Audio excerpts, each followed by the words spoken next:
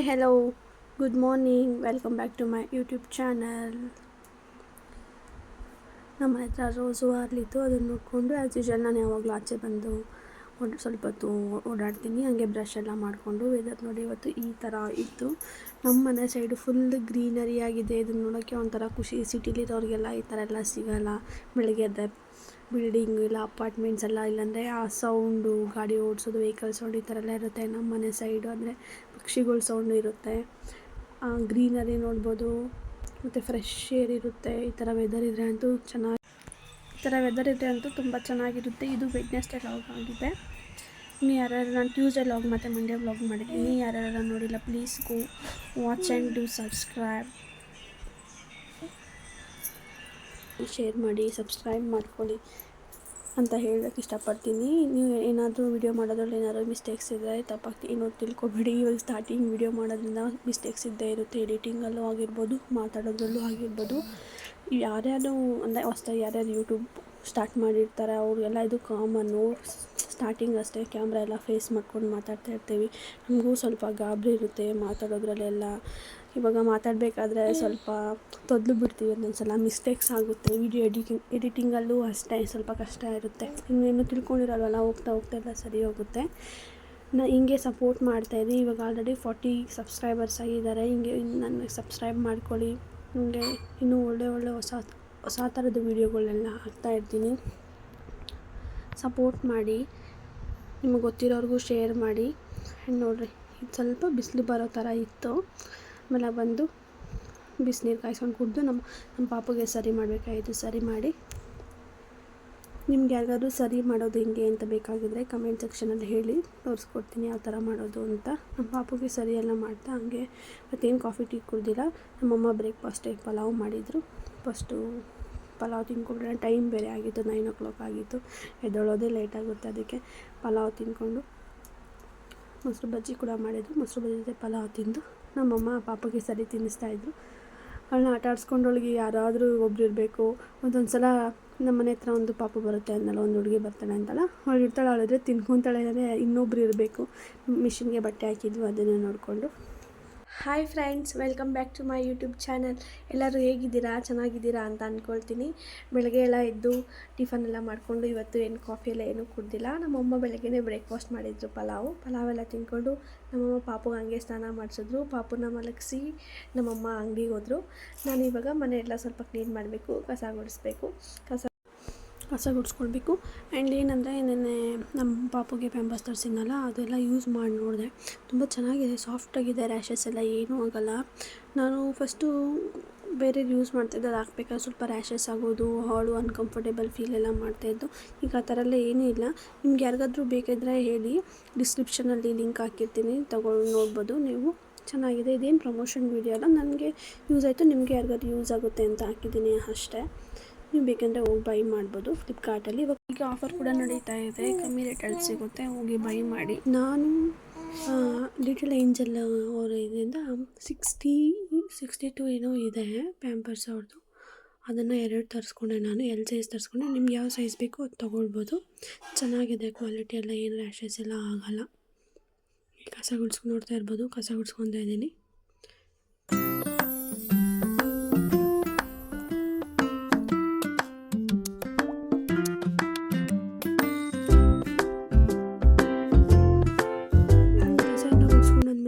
Tips ಹೇಳ್ತೀನಿ, ಯಾರು ಏನೋ ಅಂದ್ಕೊಳ್ಬಿಡಿ. ನನಗೆ ಗೊತ್ತಿರೋದು ನಿಮ್ಗೆ ಹೇಳ್ತೀನಿ, ಗೊತ್ತಿಲ್ಲದಿದ್ದವ್ರಿಗೆ ಹೆಲ್ಪ್ ಆಗುತ್ತೆ ಅಂತ ಅಷ್ಟೇ. ಪರ್ಕೆನ ಯಾವತ್ತೂ ಯಾರಿಗೂ ಕಾಣಿಸೋ ಥರ ಎಲ್ಲ ಇಡಬಾರ್ದು ಅಂತ ಹೇಳ್ತಾರೆ. ಅದನ್ನು ನಾವು ನಮ್ಮ ಮನೆಯಲ್ಲಿ ಒಂದು ದುಡ್ಡು ಆಗಲಿ ಇಲ್ಲ ಒಡವೆ ಆಗಲಿಲ್ಲ ಯಾವ ಥರ ಮುಚ್ಚಿಡ್ತೀವೋ ಆ ಥರ ಮುಚ್ಚಿಟ್ರೆ ತುಂಬ ಒಳ್ಳೆಯದು. ಯಾರಿಗೂ ಕಾಣಿಸ್ಬಾರ್ದು ಅಂತ. ಮತ್ತು ಪರ್ಕೆನ ಉಲ್ಟಾ ಕೂಡ ಇಡಬಾರ್ದು. ಮತ್ತು ನೋಡಿ, ಈ ಥರ ಗೋಡೆಗೆಲ್ಲ ಒರಗಿಸಿರ್ತಾರಲ್ಲ, ಈ ಥರನೂ ಕೂಡ ಇಡಬಾರ್ದು.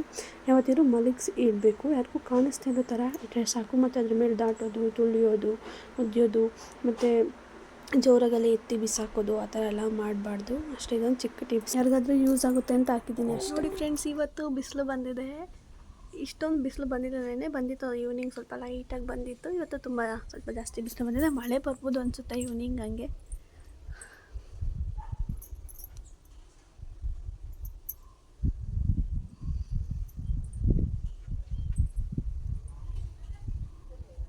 ಸೂರ್ಯ ಇಲ್ಲಿದ್ದಾನೆ ಈಗ. ಇವಾಗ ಸ್ವಲ್ಪ ಪಾತ್ರೆ ಐತೆ, ಪಾತ್ರೆ ತೊಳೆದು ಮತ್ತು ರೈಸ್ ಇಟ್ಕೊಳ್ಳೋಣ ಮಧ್ಯಾಹ್ನ ಊಟ ಮಾಡೋದಕ್ಕೆ. ಆಮೇಲೆ ಪಾಪು ಎದ್ದೊಳ್ತಾಳೆ, ಪಾಪುಗೆ ಸರಿ ಎಲ್ಲ ತಿನ್ನಿಸ್ಬೇಕು, ನಾನು ಕೂಡ ಫ್ರೆಶ್ ಆಗಬೇಕು. ಆಮೇಲೆ ಲಂಚಲ್ಲಿ ಆದಮೇಲೆ ಸಿಗ್ತೀನಿ ಫ್ರೆಂಡ್ಸ್.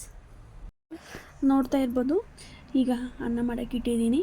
ಅಕ್ಕಿ ಎಲ್ಲ ತೊಳ್ಕೊಂಡು 2 ಲೋಟ ಅಕ್ಕಿಗೆ 4 ಲೋಟ ನೀರು ಹಾಕಿ ಸ್ವಲ್ಪ ಉಪ್ಪು ಹಾಕ್ಕೊಂಡು ಅನ್ನ ಮಾಡೋಕ್ಕೆ ಇಟ್ಕೊಂಡಿದ್ದೀನಿ.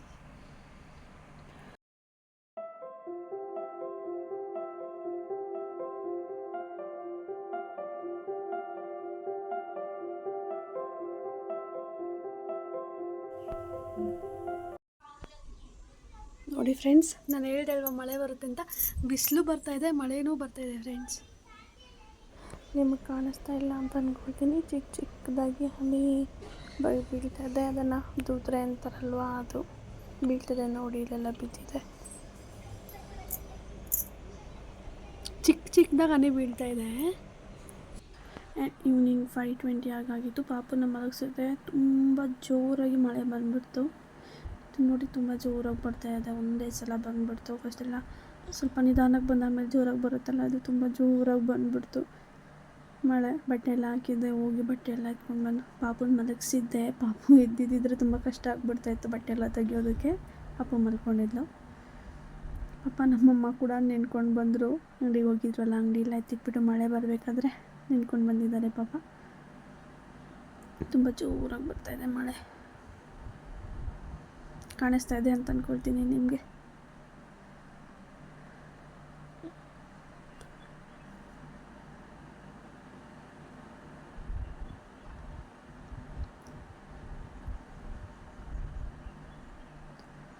ನಮ್ಮಮ್ಮ ಕೂಡ ಬಂದರು. ನಮ್ಮಮ್ಮಗೆ ಟೀ ಕೊಟ್ಬಿಟ್ಟು ಆಮೇಲೆ ನಾನೀಗ ಸ್ಯಾಂಡ್ವಿಚ್ ಮಾಡೋಣ ಅಂತ 2 ಈರುಳ್ಳಿ 2 ಟೊಮೆಟೊ ಕಟ್ ಮಾಡಿ ಇಟ್ಕೊಂಡಿದ್ದೀನಿ. ಆ್ಯಂಡ್ ತುಪ್ಪ ಮತ್ತು ಬ್ರೆಡ್ ಬೇಕಾಗುತ್ತೆ, ಅದಕ್ಕೆ ತವಾ ಇಟ್ಕೊಂಡಿದ್ದೀನಿ. ತವಾ ಸ್ವಲ್ಪ ಬಿಸಿ ಆದಮೇಲೆ ನೋಡಿ ಫ್ರೆಂಡ್ಸ್, ಈ ಥರ ಟೊಮೊಟೊ ಮತ್ತು ಈರುಳ್ಳಿನ ಬ್ರೆಡ್ ಮೇಲೆ ಹಾಕ್ಕೊಳ್ಬೇಕು. ಈ ಥರ ಹಾಕ್ಕೊಂಡು ಇನ್ನೊಂದು ಬ್ರೆಡ್ಗೆ ಸ್ವಲ್ಪ ತುಪ್ಪ ಹಾಕ್ಕೊಂಡು ಅದನ್ನು ಈ ಥರ ಕ್ಲೋಸ್ ಮಾಡ್ಕೋಬೇಕು. ನಿಮಗೆ ಬ್ಯಾಕ್ಗ್ರೌಂಡಲ್ಲಿ ವಾಯ್ಸ್ ಕೇಳಿಸ್ತಾ ಇರ್ಬೋದು, ನಮ್ಮಮ್ಮ ಪಾಪನ ಆಟ ಆಡಿಸ್ತಾ ಇದ್ದಾರೆ.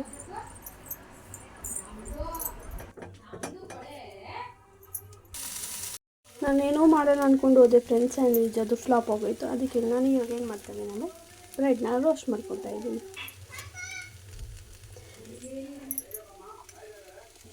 ಈರುಳ್ಳಿ ಮತ್ತು ಟೊಮೊಟೊನ ಅದರ ಮೇಲೆ ಹಾಕಿ ಸ್ವಲ್ಪ ತುಪ್ಪ ಹಾಕಿ ಸ್ವಲ್ಪ ಸಾಲ್ಟ್ ಹಾಕ್ಕೊಂಡು ಫ್ರೈ ಮಾಡಿಕೊಂಡೆ. ಇದನ್ನು ಬ್ರೆಡ್ ರೋಸ್ಟ್ ಮಾಡ್ಕೊಂಡಾದ್ಮೇಲೆ ಅದರೊಳಗಡೆ ಹಾಕ್ಕೊಂಡು ತಿನ್ನೋದು ಅಷ್ಟೇ ಫ್ರೆಂಡ್ಸ್. ನೋಡಿ, ಬ್ರೆಡ್ ಎಲ್ಲ ರೋಸ್ಟ್ ಮಾಡ್ಕೊಂಡಿದ್ದಾಯಿತು.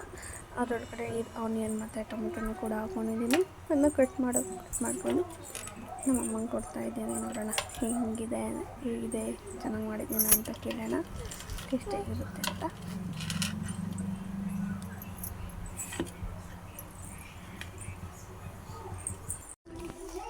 ಹೆಂಗಿದೆ ಅಮ್ಮ ಸ್ಯಾಂಡ್ವಿಚ್? ಚೆನ್ನಾಗಿತ್ತಾ? ನೋಡಿ, ನಾನು ಈಗ ಟೀ ಮತ್ತು ಸ್ಯಾಂಡ್ವಿಚ್ ತಿಂತಾಯಿದ್ದೀನಿ. ಕಿಂಡರ್ ಸಬ್ಬಿಗೆ ಸೀರಿಯಲ್ ಕೂಡ ಬಂದಿತ್ತು, ಆಲ್ರೆಡಿ 6:30 ಆಗಿತ್ತು. ಟೀ ಕುಡಿತಾ ಈಗ ಸ್ಯಾಂಡ್ವಿಚ್ ತಿನ್ಕೊಂಡು ಆಟ ಆಡಿಸ್ಕೊಂಡು ನಮ್ಮ ಪಾಪು ಜೊತೆ ಆಟ ಆಡ್ಕೊಂಡು ಬಿಟ್ಟು ತಿಂತಾಯಿದ್ದೀರಾ ಅಂತ ಆಟ ಮಾಡ್ತಾಯಿದ್ಲು. ಆಮೇಲೆ ಕರೆಂಟ್ ಕೂಡ ತೆಗೆದುಬಿಟ್ಟಿದ್ರು, ಮಳೆ ಎಲ್ಲ ಬಂದಿತ್ತಲ್ಲ, ಎಲ್ಲರೂ ಏನಾದ್ರು ಪ್ರಾಬ್ಲಮ್ ಆಗಿರುತ್ತೆ, ಅದಕ್ಕೆ ಕರೆಂಟ್ ತೆಗೆದಿದ್ರು. ಕರೆಂಟ್ ಎಲ್ಲ ಬಂದಮೇಲೆ ನಾನು ಇವತ್ತೊಂದು ಸಾಂಬಾರು ರೆಸಿಪಿ ಹೇಳ್ಕೊಡ್ತೀನಿ ಫ್ರೆಂಡ್ಸ್. ಬೀನ್ಸ್ನ ಚಿಕ್ಕದಾಗಿ ಕಟ್ ಮಾಡ್ಕೋಬೇಕು. ಚಿಕ್ಕದಾಗೆಲ್ಲ ಕಟ್ ಮಾಡ್ಕೊಂಡಾದ್ಮೇಲೆ ಗೊತ್ತಿರುತ್ತೆ ಬಸ್ಸಾರು ಮಾಡ್ತಾಯಿದ್ದೀನಿ, ಇಲ್ಲ ಬೀನ್ಸ್ ಏನಾದರೂ ಪಲ್ಯ ಮಾಡ್ತಾ ಇರ್ಬೋದು ಅಂತ. ಬೀನ್ಸ್ ಪಲ್ಯ ಸಾಂಬಾರು ಮಾಡ್ಕೊಳ್ಳೋಕ್ಕೆ ರೆಡಿ ಮಾಡ್ಕೊತಾ ಇದ್ದೀನಿ. ನಾನು ಬೀನ್ಸ್ ಕಟ್ ಮಾಡ್ಕೊತಾ ಇದ್ದೀನಿ. ಅಮ್ಮನಿಗೆ ಚಿಕ್ಕದಾಗಿ ಕಟ್ ಮಾಡ್ಕೊಳ್ಬೇಕು, ಚೆನ್ನಾಗಿರುತ್ತೆ. ಬೀನ್ಸ್ ಎಲ್ಲ ಕಟ್ ಮಾಡ್ಕೊಂಡಿದ್ದಾದಮೇಲೆ ನಮ್ಮಮ್ಮನೂ ಹಾಗೆ ಬೆಳ್ಳುಳ್ಳಿ ಬಿಡಿಸ್ಕೊಡ್ತಾಯಿದ್ರು.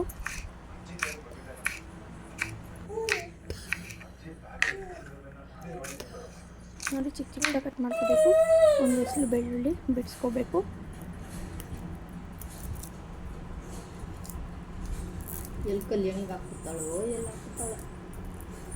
ಬೀನ್ಸ್ ಎಲ್ಲ ಕಟ್ ಮಾಡ್ಕೊಂಡಿದ್ದು ಆದಮೇಲೆ ಒಂದು ಕುಕ್ಕರಲ್ಲಿ ಬಿಸಿ ನೋಡಿ ಫ್ರೆಂಡ್ಸ್, ಬಸ್ಸಾರು ಮಾಡ್ಕೊಳ್ಳೋದಕ್ಕೆ ಬಸ್ಸಾರು ಮಾಡ್ಕೊಳ್ಳೋದಕ್ಕೆ ಹುಳ್ಳಿಕಾಯಿ ಮತ್ತು ಬೇಳೆನೆಲ್ಲ ಕೂಗಿಸ್ಕೋಬೇಕು. ಅದಕ್ಕೆ ನೀರಿಟ್ಟಿದ್ದೀನಿ. ಇದೆಲ್ಲ ಹುಳ್ಳಿಕಾಯಿ ಎಲ್ಲ ಕಟ್ ಮಾಡಿ ಇಟ್ಕೊಂಡಿದ್ದೀನಿ. ಆ್ಯಂಡ್ ಬೇಳೆ ಕೂಡ ಇಲ್ಲಿದೆ. ಹಾಕ್ಕೊಳ್ಬೇಕು. ಹಾಕ್ಕೊಂಡು ನಿಮಗೆ ಉಪ್ಪೇನಾದ್ರು ಆ್ಯಡ್ ಮಾಡ್ಕೊಂಡಿದ್ರೆ ಆ್ಯಡ್ ಮಾಡ್ಕೊಬೋದು. ಆ್ಯಡ್ ಮಾಡಿಕೊಂಡ್ರೆ ಚೆನ್ನಾಗಿರುತ್ತೆ. ಕಟ್ ಮಾಡ್ಕೊಂಡಿರೋ ಬೀನ್ಸು ಮತ್ತು ಬೇಳೆ ಸ್ವಲ್ಪ ಉಪ್ಪು ಹಾಕ್ಕೊಂಡು ಮುಚ್ತಾ ಇದ್ವಿ.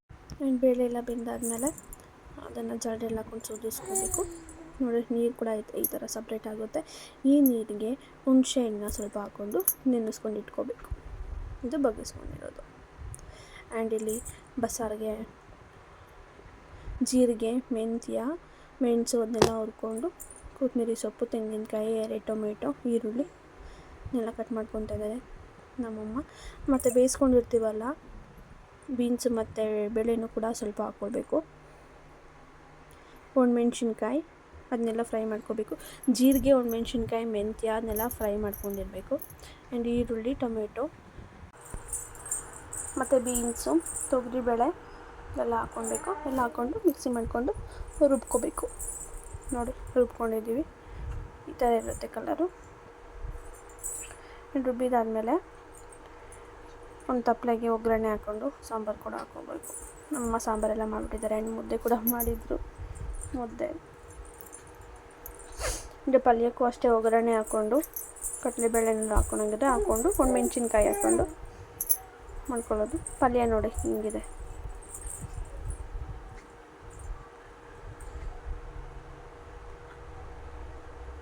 ಇನ್ನು ಬೋಂಡ ಕೂಡ ಮಾಡ್ಕೊತಾ ಇದ್ದಾರೆ. ಬೋಂಡ ಮಾಡೋದು ಗೊತ್ತಿರುತ್ತೆ ಅನ್ಸ. ಈರುಳ್ಳಿ, ಮೆಣಸಿನ್ಕಾಯಿ, ಕರ್ಬೇವಿನ ಸೊಪ್ಪು, ಉಪ್ಪು, ಕಡಲೆ ಹಸಿಟ್ಟು, ಖಾರದ ಪುಡಿ ಎಲ್ಲ ಹಾಕ್ಕೊಂಡು ಮಿಕ್ಸ್ ಮಾಡಿಕೊಂಡು ಬೋಂಡ ಮಾಡಿಕೊಂಡ್ರು. ಇನ್ನು ನಾನು ಕೂಡ ಇವಾಗ ಊಟ ಮಾಡ್ತಾಯಿದ್ದೀನಿ. ಮುದ್ದೆ, ಬಸ್ಸಾರು, ಬೀನ್ಸ್ ಪಲ್ಯ.